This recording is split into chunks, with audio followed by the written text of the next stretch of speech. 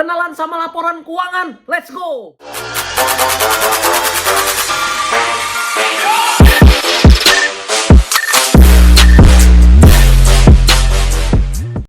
Balik lagi sama gua Denis SLL.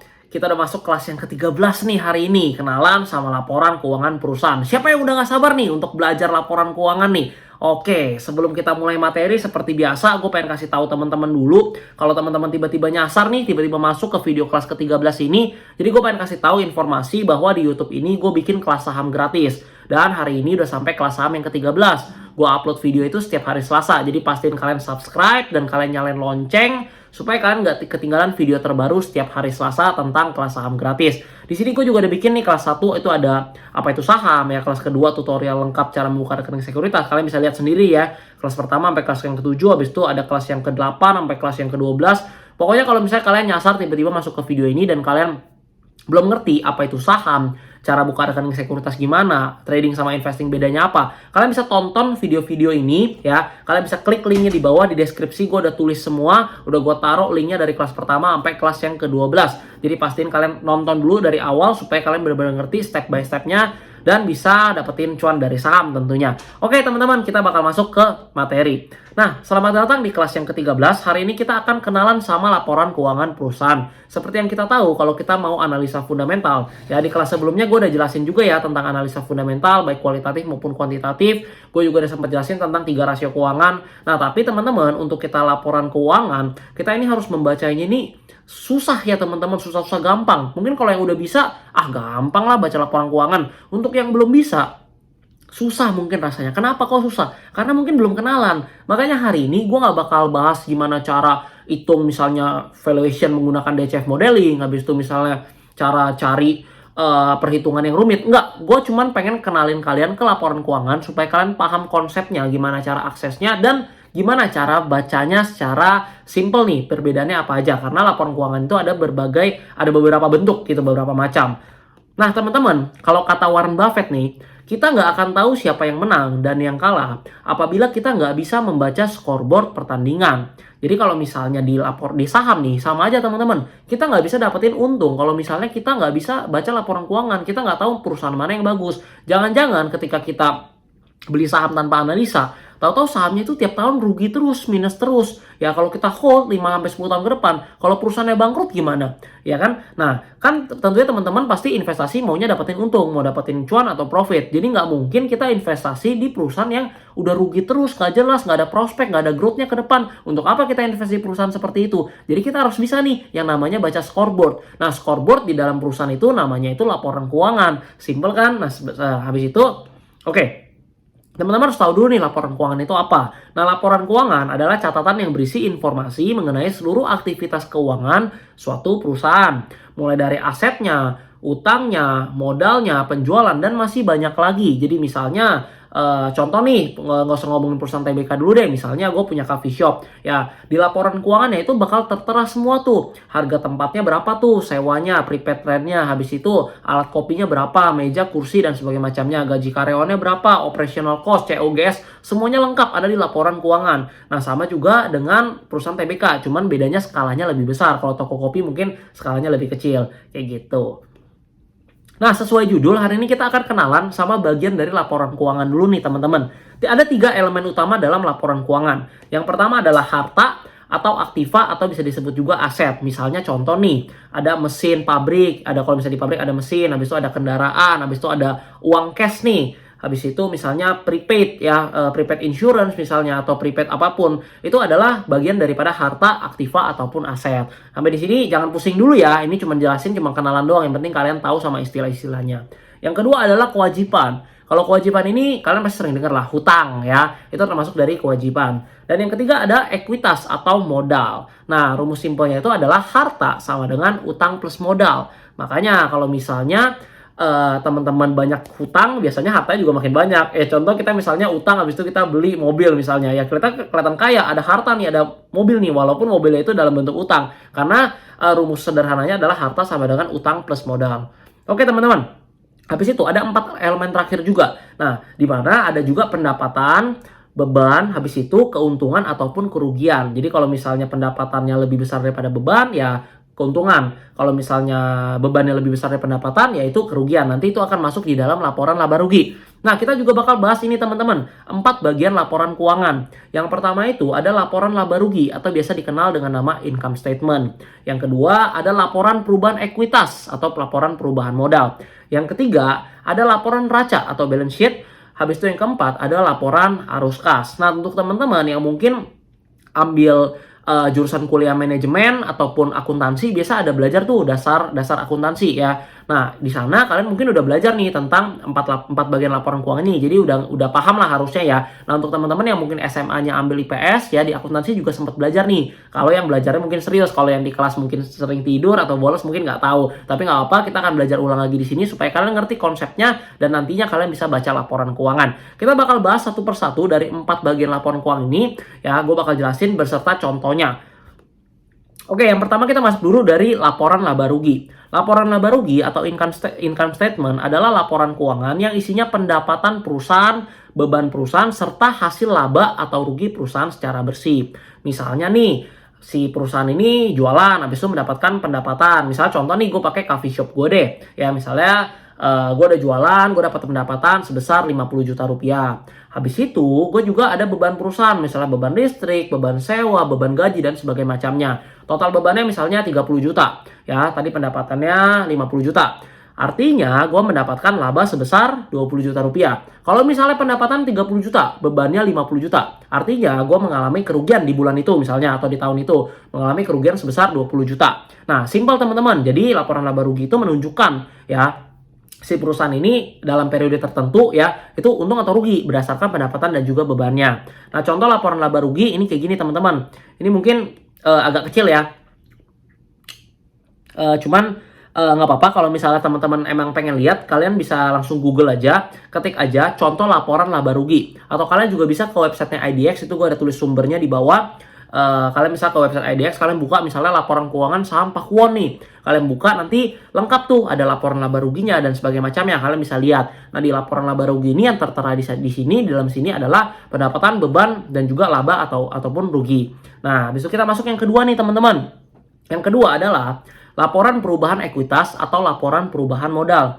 Laporan perubahan ekuitas atau modal ini adalah laporan yang menggambarkan peningkatan maupun penurunan dari aktiva bersih perusahaan atau kekayaan. Aktiva itu kan kekayaan perusahaan, aset perusahaan atau harta perusahaan. Nah, isi laporan perubahan ekuitas atau perubahan modal ini ada kira-kira ada 4 nih. Yang pertama adalah modal awal tahun atau ya modal awal. Yang kedua, tambahan modal atau investasi. Habis itu yang ketiga ada saldo laba rugi, dan yang keempat juga ada prive. Prive itu adalah pengambilan sejumlah uang itu biasanya untuk keperluan pribadi si pemilik kayak gitu. Nah, ini contoh dari laporan perubahan ekuitas atau perubahan modal teman-teman. Ya, wah kelihatannya pusing banget ya, nggak apa-apa. Nanti di lain waktu, di lain kesempatan, di video lainnya, gue juga bakal jelasin step by step gimana cara baca satu persatu ya, mendalami baik laporan perubahan modal, laporan laba rugi. Nanti gue bakal jelasin lagi. Hari ini kita simple aja, kita cuman kenalan nih sama beberapa bagian dari laporan keuangan. Jadi gue gak akan jelasin step by stepnya untuk bacanya, tapi kita kenalan dulu. Karena kalau nggak kenal kan nggak sayang ya teman-teman. Oke, kita masuk yang ketiga. Laporan neraca atau balance sheet. Nah, laporan neraca ini adalah laporan yang terdiri atas hubungan aset sama dengan kewajiban ditambah ekuitasnya atau modalnya. Nah, kalau kita harus tahu dulu nih teman-teman, tadi kan aset sama dengan kewajiban ditambah ekuitas. Yang kayak tadi gue di depan bilang, harta sama dengan utang plus modal. Sama aja, harta itu aset, utang itu kewajiban, modal itu ekuitas. Nah, kita harus tahu dulu nih, aset itu yang termasuk bagian aset itu apa aja sih? Di sini gue udah jelasin beberapa, mungkin masih ada juga yang gue nggak tulis di sini, tapi termasuk aset. Tapi kita nggak apa-apa, kita kenalan dulu. Aset itu contohnya misalnya kas, surat berharga, biaya dibayar di muka, yang tadi gue bilang prepaid misalnya, piutang dagang, ya, habis itu persediaan barang. Aset tetap juga termasuk, misalnya ada tempat, ada tanah, ya, ada gedung, dan sebagainya macamnya. Kewajiban itu adalah hutang, kewajiban yang masih harus dibayar. Misalnya pembayaran di muka pelanggan bayar DP nih, tapi kita belum selesaiin pekerjaannya. Itu juga termasuk utang atau kewajiban kita. Habis itu utang pajak, utang jangka pendek, utang jangka panjang, itu semua termasuk dalam kewajiban. Habis itu yang ketiga ekuitas teman-teman. Nah, pemegang saham, tambahan modal di setor, laba ditahan, saham treasury, itu semua termasuk di dalam ekuitas. Nah, ini adalah contoh neraca atau balance sheet. Nah, teman-teman bisa lihat di sini. Oke, kita masuk yang keempat atau yang terakhir. Gak gitu susah kan teman-teman? Kalau kenalan doang mah gampang ya kan, kayak kenalan, kayak kita ibarat gini, kalau misalnya mau kenalan sama cewek nih, kenalannya enak, tapi nanti kalau misalnya udah mau deketinnya, nah itu ya agak susah, banyak drama dan sebagainya macamnya. Sama kalau kenalan mah hari ini gampang, tapi nanti pas mau bacanya, mau hitungnya mungkin agak rumit sedikit, tapi nggak apa-apa, nanti di lain kesempatan gue akan jelasin step by stepnya gimana caranya bisa baca laporan keuangan secara menyeluruh. Oke, yang terakhir, yang keempat ya teman-teman, adalah laporan arus kas. Nah, laporan arus kas adalah laporan yang menunjukkan jumlah pemasukan dan pengeluaran dalam suatu periode tertentu. Fungsi laporan arus kas adalah sebagai acuan jumlah arus kas di masa yang akan datang. Dan juga bisa sebagai laporan dan alat tanggung jawab terhadap arus kas yang masuk dan keluar selama periode tertentu. Jadi seluruh arus kas biasanya itu akan dimasukin di laporan arus kas. Nah, biasanya juga teman-teman, kalau teman-teman yang udah pernah dengar ya DCF atau discounted cash flow model ya untuk metode valuasi menggunakan DCF modeling. Nah, itu juga kita bisa menggunakan laporan arus kas ini untuk mendapatkan data. Misalnya dari CAPEX-nya atau capital expenditure. Habis itu kita juga bisa lihat kas dari operating activity. Itu juga bisa kita lihat ya dari sini. Jadi laporan arus kas ini juga berguna banget untuk kita menganalisa suatu perusahaan. Nah, teman-teman, sampai di sini gue harap kalian udah mengerti tentang 4 bagian dari laporan keuangan dan juga yang tadi harta sama dengan utang plus modal. Konsep-konsep seperti ini kalian udah kenal dan seharusnya kedepannya kalian lebih gampang lagi dalam membaca laporan keuangan. Oke, gue janji nanti di suatu kesempatan lainnya, di video lainnya gue juga bakal jelasin step by step. Mungkin satu video untuk laporan laba rugi, satu video untuk balance sheet atau neraca, dan lain sebagainya. Nanti gue bakal bikinin untuk kalian.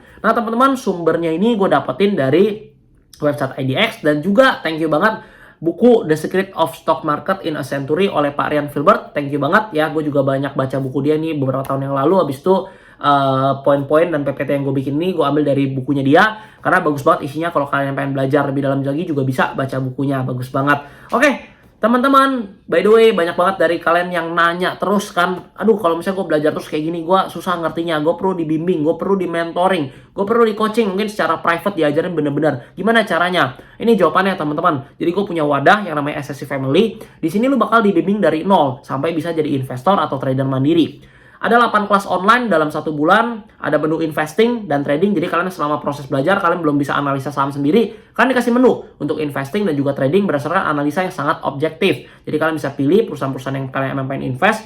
Keempat, analisa emiten yang berpotensi. Kelima, ada konsultasi portofolio langsung. Jadi lu bisa chat di grup ya, atau personal chat juga bisa ke Bro Rian sama Bro Richard, analis di Sekolah Saham Indonesia. Habis itu kabar baiknya 1 bulan lagi, maksimal 2 bulan lagi website kita bakal jadi, dan di sana bakal ada puluhan modul tentang investasi, keuangan, dan juga saham.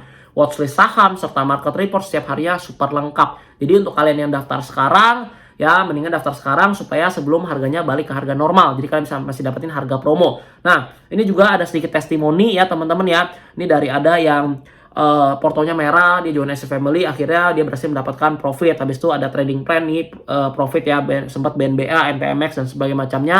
Nah teman-teman, kalau kalian pengen belajar lebih lagi dan kalian pengen dapetin cuan ya, belajar di SSC Family, kalian bisa join. Langsung aja hubungi Siminvest ya di nomor telepon, di WA, langsung WA aja nanti 0812 ya 8164 5551, atau kalian ke deskripsi, kalian klik link di paling bawah join SSC Family, langsung klik aja, ntar langsung terhubung di WA. Kalian boleh tanya-tanya benefit apa aja yang kalian dapetin, dan pastiin kalian join supaya kalian bisa belajar dengan lebih cepat, dibimbing langsung, dan kalian bisa dapetin cuan dari saham.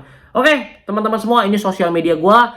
By the way, gue minta tolong banget, jangan lupa subscribe channel ini supaya terus berkembang dan mengedukasi masyarakat Indonesia. Jangan lupa share video ini ke teman kalian supaya teman kalian juga bisa belajar. Jangan lupa like, karena like kalian membantu video ini tersebar luas supaya banyak orang di luar sana yang bisa belajar. Oke, ada Instagram gue juga. By the way, buat kalian yang pengen interaksi sama gue, kalau misalnya DM di Instagram gak jelas dan sebagainya macamnya, kalian cukup komen di bawah, karena gue pasti jawabin semua komen di YouTube. Sehari komen di YouTube gue gak sampai 50, jadi gue masih sanggup balesin semuanya. Kalau kalian punya pertanyaan apapun, ide konten apapun, kalian pengen nanya apapun, saran, feedback apapun, kalian komen aja di bawah, pasti gue respon dan gue pasti bacain dan gue pasti balesin. Kita bisa interaksi dan kita bisa semakin dekat di kolom komentar. Oke, thank you banget teman-teman semua. Ini juga ada akun sosial media gue, dan kalau kalian mau join komunitas gratis juga ada di bawah. Pokoknya semuanya lengkap di deskripsi, jangan lupa cek deskripsi. Kalau kalian suka sama video ini, jangan lupa ya share ke teman kalian, dan jangan lupa subscribe. Thank you teman-teman. Sorry kalau misalnya ada salah kata-kata. Pesan dari gue, jangan pernah berhenti belajar. Jadilah generasi muda yang melek akan investasi. Jadilah manfaat bagi banyak orang. Tentunya berikan kontribusi kepada negara yang kita cintai, yaitu negara Indonesia. Thank you teman-teman semua. Sampai jumpa di video selanjutnya. Dadah.